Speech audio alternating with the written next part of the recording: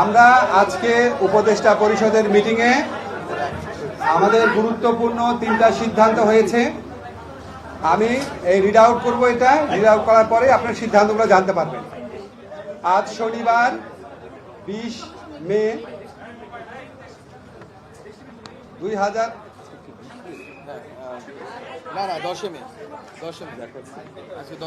আচ্ছা, আমি আবার থেকে পড়ছি। হ্যাঁ, আজ শনিবার 10 মে 2025 তারিখে উপদেষ্টা পরিষদের এক বিশেষ সভা অনুষ্ঠিত হয়।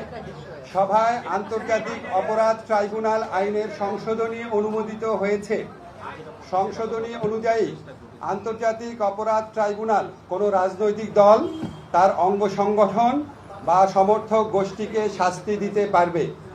উপদেষ্টা পরিষদের বৈঠকে আন্তর্জাতিক অপরাধ ট্রাইব্যুনালে বাংলাদেশের আওয়ামী লীগ ও তার নেতাদের বিচার কার্য সম্পন্ন না হওয়া পর্যন্ত দেশের নিরাপত্তা ও সার্বভৌমত্ব রক্ষা, জুলাই আন্দোলনের নেতাকর্মীদের নিরাপত্তা এবং আন্তর্জাতিক অপরাধ ট্রাইব্যুনালের বাদী ও সাক্ষীদের সুরক্ষার জন্য সন্ত্রাস বিরোধী আইনের অধীনে সাইবার স্পেস সহ আওয়ামী লীগের যাবতীয় কার্যক্রম নিষিদ্ধ করার সিদ্ধান্ত গ্রহণ করা হয়েছে।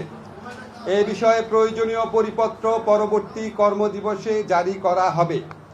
এর পাশাপাশি আজকের উপদেষ্টা পরিষদের বৈঠকে জুলাই ঘোষণাপত্র আগামী 30 কার্যদিবসের মধ্যে চূড়ান্ত করে প্রকাশ করার সিদ্ধান্ত গৃহীত হয়েছে। ধন্যবাদ।